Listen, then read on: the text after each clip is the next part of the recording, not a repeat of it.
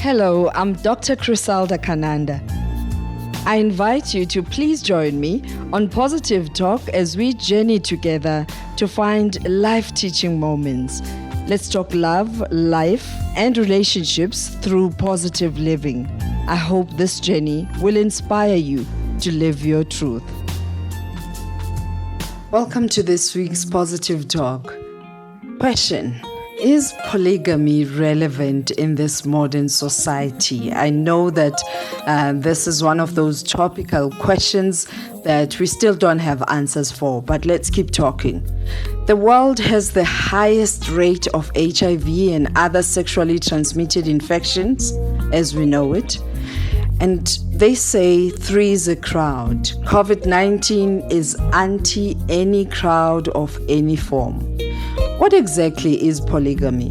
Before I get into the details, I was channel hopping the other day and I came across a show that is meant to create awareness and help society understand this monster or conundrum, polygamy. Now, on this particular day, this young man who had a problem, who still lives with mom and dad, no formal education, has a small business that is not even sufficient for his family's needs at the time.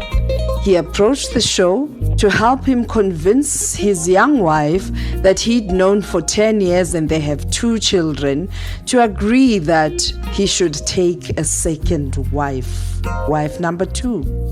The second wife was an already existing girlfriend who is a 19-year-old young woman. Live on television, the wife had to consent to absolute gibberish disguised as culture. She had to agree to this on the spot. Now, as a mom, I felt like a knife was cutting through my fragile womb. I wondered, why were the parents of that young woman not there? Why were they not involved in the discussion? Because I feel like sometimes as adults, we let young people make decisions that they are not ready for. But let's go back to basics, shall we? What is polygamy? Having more than one husband or wife is polygamy. One man to many women, that is properly called polygamy. One woman who has more than one man, that is polyandry. Polygamy takes many forms across the globe. In some cultures, one wife is shared by brothers. In others, a father and son has a common wife. And then there's a man with many wives that we've grown accustomed to as polygamy. In some, a widow is inherited by her deceased husband's brothers, his father, or even a son from another wife. Imagine being inherited. Chinitiza. No one knows the origins of polygamy, and as culture evolves, why hasn't this particular culture not evolved? But there are some clues on how we should conduct ourselves in a polygamous environment. It is common in places where pre-colonial existence, where you would need manpower for farming when you have land to till. Then there are places where there were wars. The more wives a man had, the more military and political alliances he could forge with his big family. Wealth and status became wrapped up in a number of wives that a man had.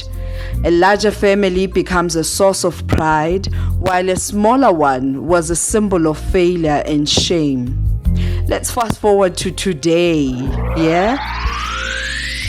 Could polygamy eradicate cheating and illegitimate children? Or is it glorified promiscuity disguised as culture? Is this practice still about protecting orphans or just creating a social burden of grant-dependent, uncared for children as we've seen in many parts of Africa? Is it a way of African people to reassert themselves in the face of Western cultural imperialism?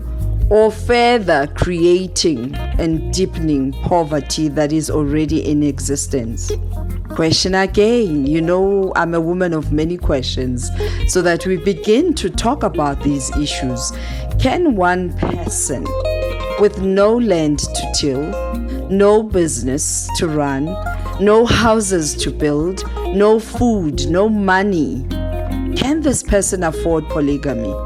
Considering that we live in an age where school fees are expensive, extramural activities are expected, medical aid is required, clothing is expensive, entertainment is part of living and livelihood.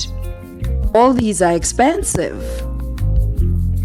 Is having too many children in today's capitalist world a liability more than it is a blessing?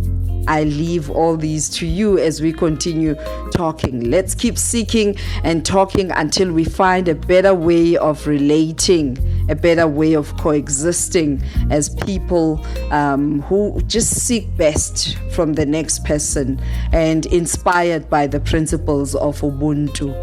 I am because you are. Umntu ngumntu ngabantu. And as we connect to who we are, we'll realize that some of the things and practices we still do are totally unnecessary. But I leave it up to you. Let's keep talking. Yantand machangisa va.